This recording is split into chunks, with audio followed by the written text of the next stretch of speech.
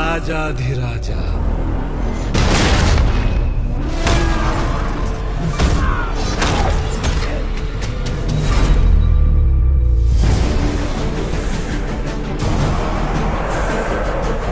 ದೇವಲೋಕ, ಭೂಲೋಕ, ಪಾತಾಳಲೋಕ,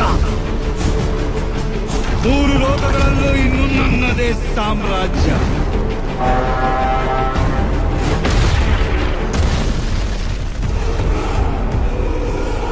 ರಾವಣ ರಾಜ್ಯ.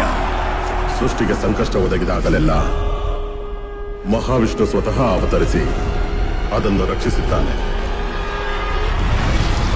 ನನ್ನ ಜ್ಯೇಷ್ಠ ಪುತ್ರ ರಾಮ.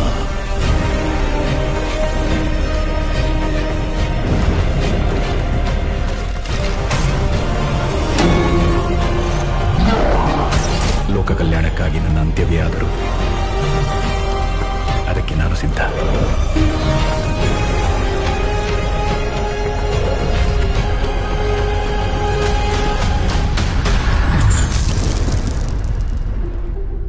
ನಾನು ನಿರ್ಧರಿಸಿ ಆಗಿದೆ.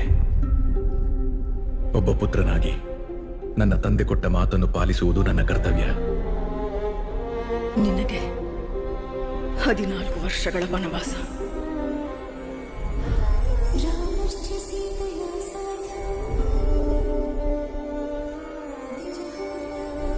ವಿವಾಹದ ವೇಳೆಯಲ್ಲಿ ನೀವು ನನಗೆ ಕೊಟ್ಟ ಮಾತು ಮರೆತು ಬಿಟ್ಟಿರಾ?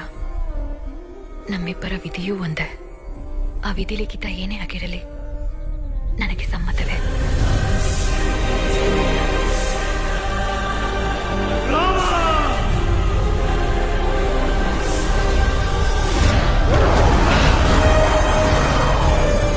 ಜನಸ್ಥಾನದ ರಾಜಕುಮಾರಿ ಶೂರ್ಪಣಖಿ.